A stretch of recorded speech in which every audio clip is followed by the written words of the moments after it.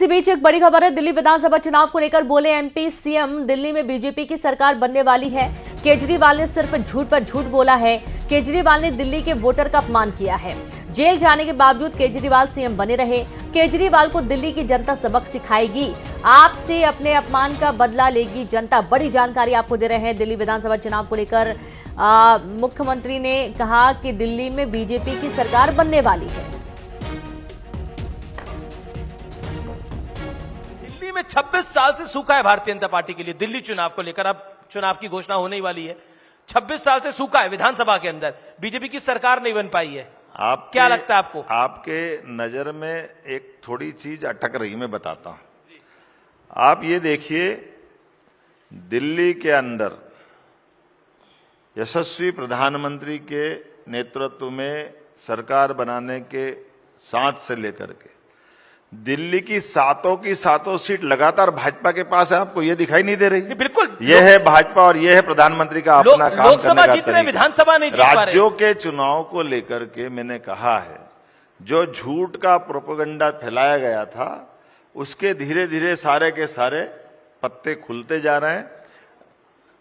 नाई बाल कितने ठहर भी सामने आते। आप दुकान में बैठे हो, महीने भर बाद रिजल्ट बता देंगे क्या हो रहा है। सब भाजपा में आने वाले हैं और भाजपा की सरकार बनने वाली है। कुछ दिल्ली में आपको लगता है अरविंद केजरीवाल इस बार हार जाएंगे? हम क्यों नहीं हारेंगे? अगर उनके बताइए, मेरे को ये आज तक समझ में नहीं आया।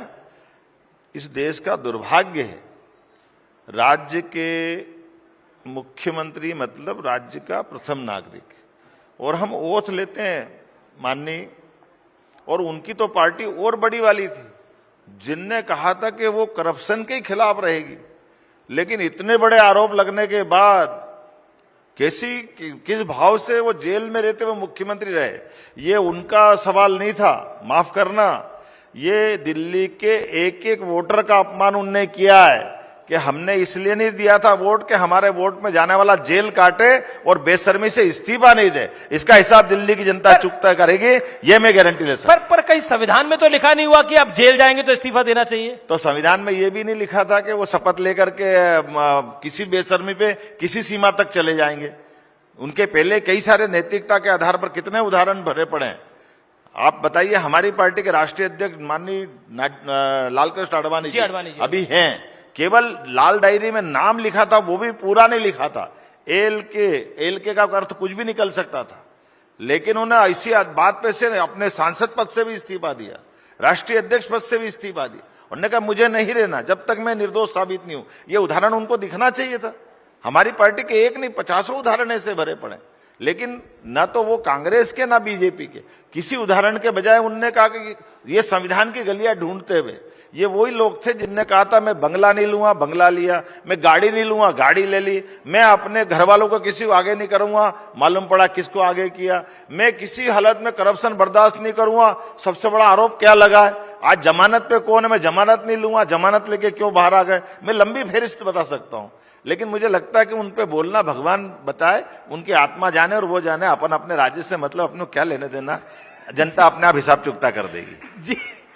जी, तो मतलब आप आश्वस्त है दिल्ली में इस बार बीजेपी की सरकार आ गई है। वो भी बहुत सारी घोषणाएं कर रहे हैं। मैंने कहा कि यशस्वी प्रधानमंत्री के नेतृत्व में पूरे देश के अंदर सभी राज्यों में सरकार बन रही है जी। तो दिल्ली में तो आज के दौर में अत्यंत आवश्यक है। जैसे दिल्ली के कल परसों प्रधानमंत्री ने जो शब्द बोला है कि वो चाहते तो अपना भी शीश महल बनाते, लेकिन उनने अपना खुद का मकान नहीं बनवाया। इस देश के अंदर 4 करोड़ गरीबों के मकान बना। ये है प्रधानमंत्री नरेंद्र मोदी जी का अपना विजन और ये उनका तरीका। वो 3 करोड़ नए बनाने का संकल्प भी ले लिया। क्या गरीब गांव का, क्या गरीब शहर का, सारे लोगों के जीवन बदलने के लिए अगर काम कर रहे हैं तो दिल्ली अलग थोड़ी है। दिल्ली के लिए तो सबसे ज्यादा प्रेम है। आज दिल्ली के अंदर यमुना साफ नहीं हुई है, पाप किसके माथे? इन्होंने ही गए बार चुनाव में सब कहा था कि बस ये 5 साल कम पड़ गए, अगले 5 साल में दिल्ली की यमुना जी बिल्कुल ऐसा लगेगा कि जैसे वहां हिमालय से निकल रही यमुना जी।